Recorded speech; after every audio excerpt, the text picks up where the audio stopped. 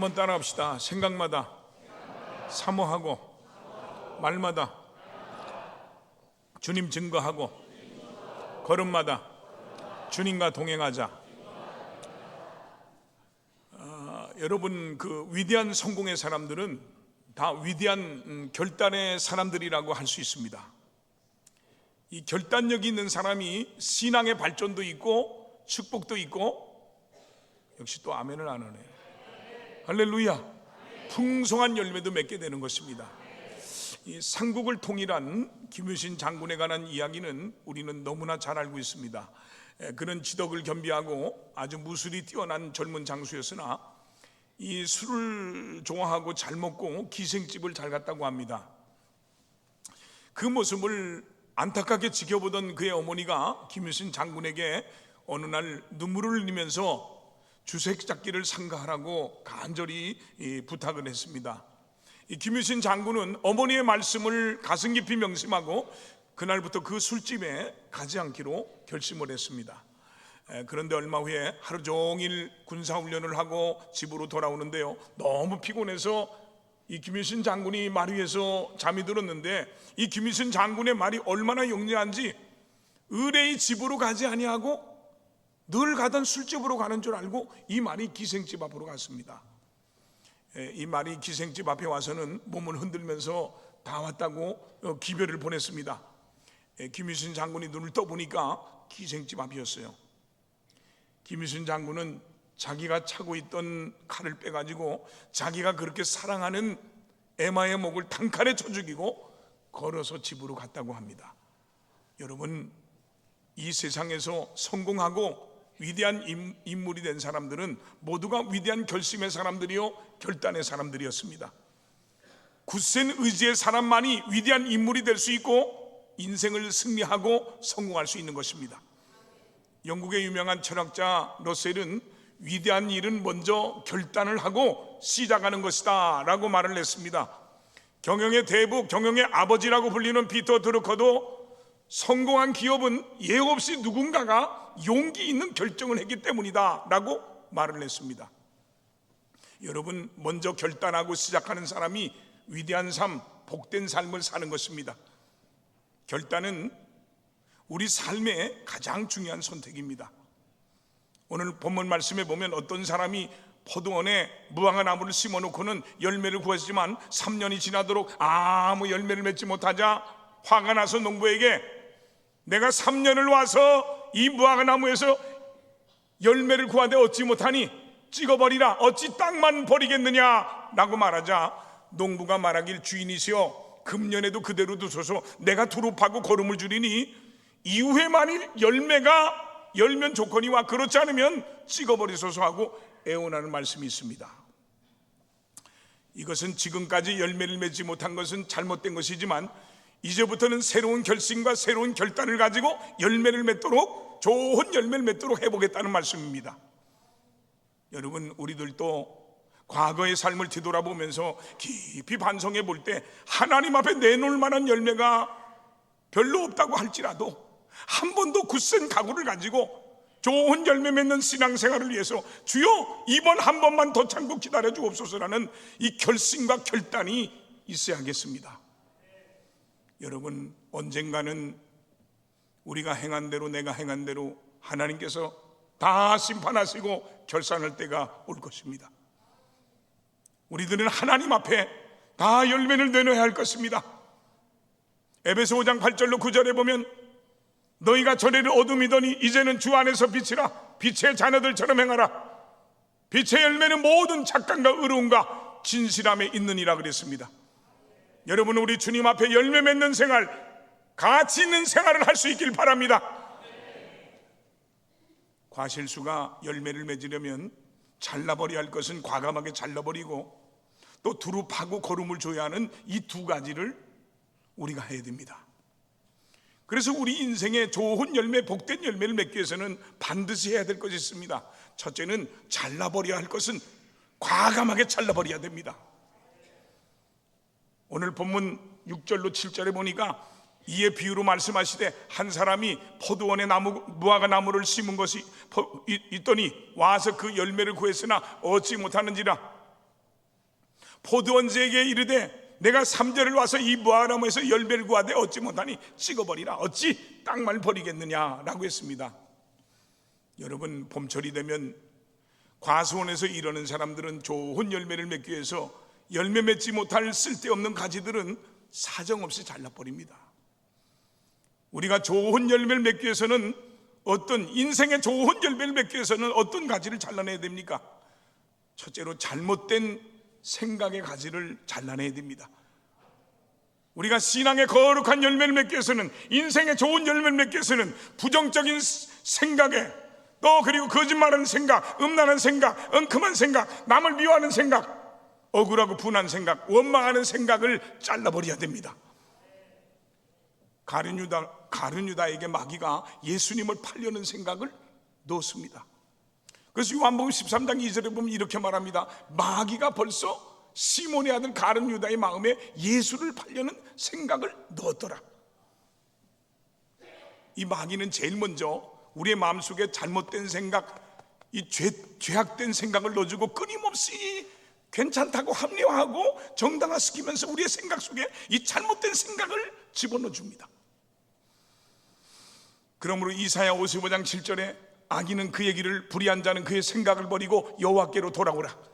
그리하면 그가 긍휼히 여기시리라. 우리 하나님께로 돌아오라. 그가 너그럽게 용서하시리라는 생각을 전치해야 됩니다. 둘째로, 우리가 복된 인생을 살기 위해서는 잘못된 부정적인 말의 가지를 잘라내야 합니다. 원망하는 말, 불평하는 말, 남편에게 잔소리하는 말, 여자들도 아멘 좀 해야지. 아내에게 소리 지르는 말, 나한테 하는 얘기 같네요. 교만한 말, 자랑하는 말, 특히 남을 흉보는 말, 남을 비판하는 말을 잘라버려야 됩니다. 아무 근거도 없이 말을 가지고 남을 비방하고 해꾸지하고 회방하는 말처럼 악한 죄가 없습니다. 여러분, 총에 맞은 상처보다 악한 말로 받는 상처는 더 오래 간다는 것입니다. 믿음 생활이나 인생에 악한 영향을 끼치는 것은 이 불평의 말, 부정적인 말입니다. 이런 불평적이고 부정적인 혀들 때문에 마귀의 역사가 전염병처럼 우리 인생에 퍼져나가는 것입니다.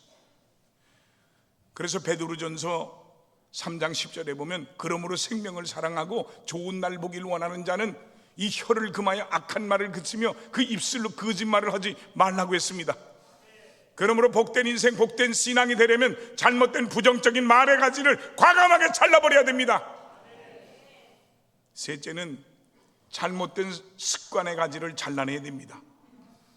부부싸움하는 습관, 소리 지르는 습관, 술 마시는 습관, 담배 피우는 습관, 게으른 습관, 도박하는 습관도 믿음으로 끊어버릴 수 있어야 됩니다. 이 나쁜 습관을 버리지 못하면 행복한 가정도 이루지 못하고 성공적인 삶도 살 수도 없고요, 더욱이 좋은 신앙의 사람, 믿음의 사람이 될 수 없습니다. 그러므로 복된 인생을 살기 위해서는 하나님께 간절히 기도하면서 굳은 결심으로 끊을 것은 끊어버려야 됩니다. 에베소 4장 22절에 너희는 유혹의 욕심을 따라 썩어져가는 구습을 따르는 옛사람을 벗어버리라고 했습니다. 지난날의 잘못된 삶을 깊이 반성하고 회개하면서 잘라버릴 것은 잘라버려야 됩니다. 여러분, 잘라내는 데는 아픔이 있고 피나는 고통이 있습니다. 그러나 그것을 감수하지 않고는 좋은 열매, 복된 열매를 맺을 수가 없습니다. 여러분, 잘못된 습관의 가지를 잘라내고 하나님을 의지하는 지혜로운 삶을 살아야 하는 것입니다. 우리는 인생길을 갈 때 하나님께서 인도해 주시는 길로 가야 됩니다. 다른 길로 가면 안 됩니다. 한 젊은 남자가 미국에 가서 영주권도 없이 신발 회사에서 일을 하게 됐어요. 그는 다른 사람들보다 일찍 출근하고 늦게 퇴근하며 아주 착실하게 성실하게 일을 했습니다. 그러자 사장이 눈여겨보고 있다가 그를 잘 보살펴주고 영주권도 얻게 해줬습니다. 그 젊은 남자에게 뛰어난 점이 있다면 그가 사는 물건은 재고 하나 없이 다 판다는 거예요. 그리고 다른 사람이 어떤 물건을 살 때 그가 그것은 잘 안 팔릴 텐데요 하면 그 말대로 팔리질 않았어요. 그가 말하는 대로 물건이 팔리고 안 팔린다는 소문이 나게 됐습니다. 그래서 하루는 사장이 그를 불러서 비결을 물어봤어요. 그랬더니 이 젊은이가 사장에게, 사장님, 나는 하나님을 믿는 사람입니다. 그래서 기도를 하면 하나님께서 지혜를 주십니다 라고 말을 했어요. 그 말을 듣고 이 사장은, 사실 나는 유대인이요, 나도 그 하나님을 믿어요 라고 말을 했습니다. 그 후로 이 젊은이는 사장과 친해져서 열심히 일을 했습니다. 회사는 운영이 잘 되었고요. 그 젊은이는 2,000명이 넘는 직원 가운데 가장 성적이 좋은 직원으로 계속 승진했습니다. 그러다가 6년 만에 사장이 회장으로 취임을 하자 이 젊은이는 사장이 돼서 그 회사를 맡게 됐습니다.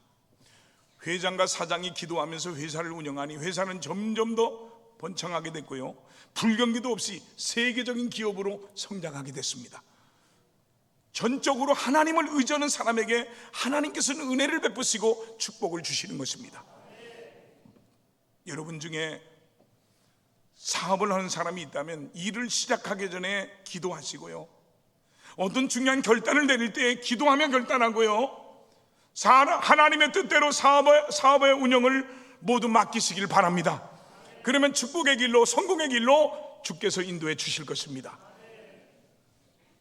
우린 잘못된 신앙생활을 뒤돌아보고 우리의 잘못된 생각, 우리의 잘못된 말, 우리의 잘못된 습관을 고치고 자르고 끊어버림으로 복된 인생을 살 수 있기를 주님의 이름으로 축원을 드립니다. 둘째로, 우리 인생이 잘 되려면 적극적으로 두루 파고 걸음을 줘야 됩니다. 오늘 본문 8절로 9절에 보니까 대답하여 이르되 주인이여, 금년에도 그대로 두소서. 내가 두루 파고 걸음을 주리니 이후에 만일 열매가 열면 좋거니와 그렇지 않으면 찍어버리소서 그랬습니다. 여러분, 우리는 포도원지기처럼 두루 파고 걸음을 주는 열심 있는 인생, 열심 있는 신앙생활을 해야 됩니다. 앞으로 분발해서 지킬 것은 어떠한 일이 있어도 지키고 행할 것은 행해야 되겠다고 하는 결단과 결심이 있어야 됩니다. 전도도 하겠다고 결심하고 결단하면 되는데 안 하니까 안 되는 겁니다. 위대한 신앙의 사람들은, 위대한 축복의 사람들은 모두 다 그랬습니다. 아브람도 그랬습니다. 그는 어딜 가든지 제단부터 쌓고 여호와 이름을 먼저 부르고 하나님 앞에 예배드리는 생활을 했습니다.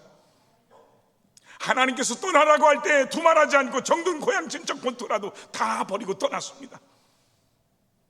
내쫓으라고 할 때 불의로 얻은 하갈과 이스마엘을 인정사정 보지 않고 쫓아내버렸습니다.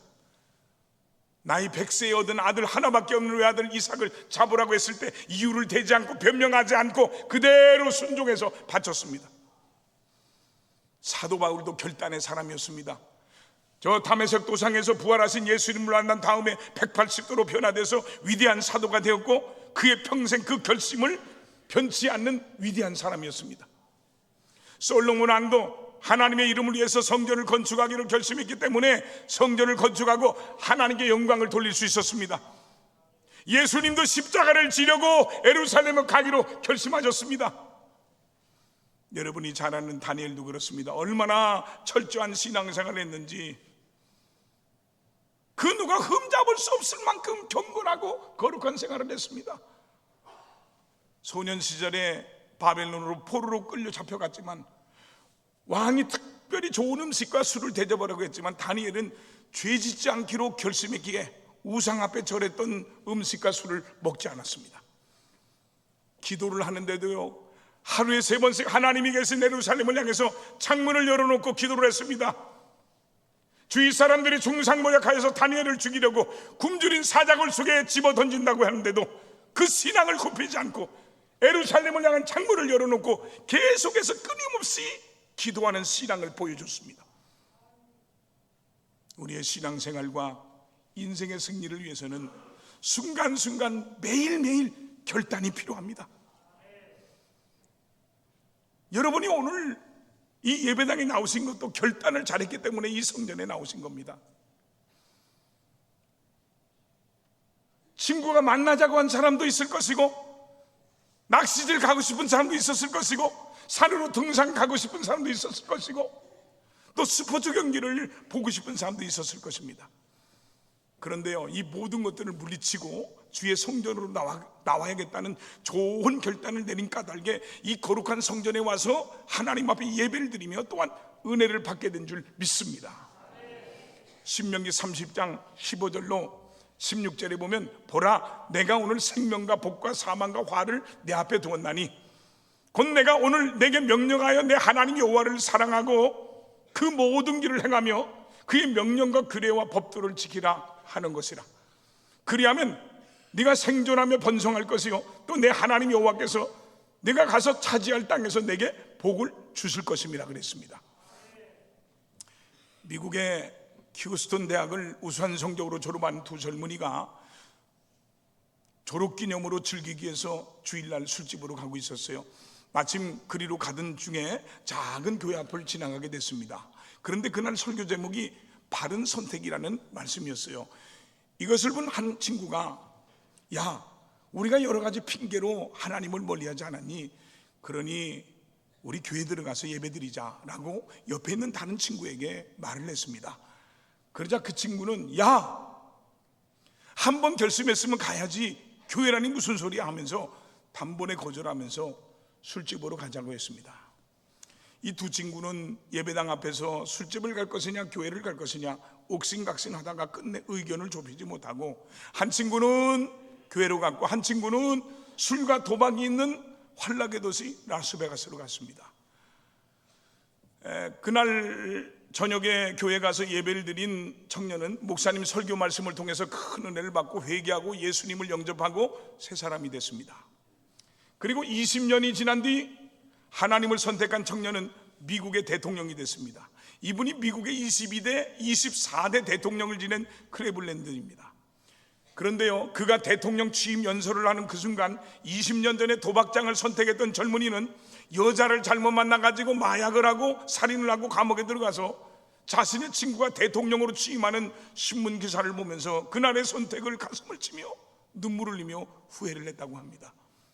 사랑하는 성도 여러분, 우리의 선택은 우리 인생을 복되게 만들 수도 있고 불행하게 만들 수도 있습니다. 우리의 선택은 우리의 행복과 불행을 결정짓습니다. 우리 인생을 살면서 매 순간순간마다 선택과 결단의 기로에 서 있습니다. 한 번의 선택이 평생을 좌우하기도 합니다. 결단이 문제입니다. 망설이거나 우유부단하지 말고 결심과 결단을 내리시기 바랍니다. 덴마크의 유명한 철학자 키에르케고르크는 신앙이란 바로 결단이다, 하나님 앞에서 고독한 결단을 내리는 것이 바로 신앙이다 라고 말을 했습니다. 영국의 폴 마이어 박사는 우리가 하나님 앞에 신앙을 갖는다는 것은 하나님을 향해서 결정하는 것이다 라고 말을 했습니다. 여러분, 얼마든지 그것이 큰 일이든 작은 일이든 모두 하나님을 위해서 결정하는 것이 신앙입니다. 여러분, 너무 늦었다고 포기하지 마십시오. 늦었다고 생각하는 순간에도 최선을 다하기만 하면 기적이 일어나고 역사가 일어나고 행복하게 되며 성공할 수 있습니다. 그래서 인생은 결단이 중요합니다. 사랑하는 성도 여러분, 지난날의 실수와 죄를 깊이 반성하고 회개하고 이제부터는 두루 파고 걸음을 주어서 열매 맺는 인생, 복받은 인생이 되시길 바랍니다. 네덜란드의 유명한 화가 렘브란트의 얘기가 있어요. 그는 젊은 시절 사랑하는 아내를 잃고 시리에 빠져서 절망 중에 방황하던 중에 극적으로 하나님을 만나게 됩니다. 그리고 곧 재기해서 엠마오로 가는 두 제자라는 세계적인 명작을 남겼습니다. 그의 친구들이 종종 모이면 이런 질문을 했습니다. 여보게, 자네처럼 좋은 그림을 잘 그릴 수 있는 비결이 무엇인가? 그럴 때마다 이 렘브란트는 이렇게 대답했다고 합니다. 여보게, 어떻게 그려야 될지 묻기 전에 일단 붓을 들고 그리기 시작하게. 그렇습니다. 결단이 중요합니다. 여러분, 더 늦기 전에 잘라버릴 것은 과감하게 잘라버리십시오. 두루 파고 걸음을 주듯이 적극적으로 주의 이름 쓰고 인생을 사십시오. 인생이든 신앙생활이든 꼭 지켜야 할 습관을 적극적으로 최선을 다해 지키심으로 여러분의 인생에 지금까지 없었던 놀라운 은혜와 축복을 받는 많은 열매를 맺는 복된 삶이 되기를 주님의 이름으로 축원합니다. 여러분, 결단은 결과를 바꾸지 못하더라도 내 인생의 방향을 바꾸는 힘이 있습니다.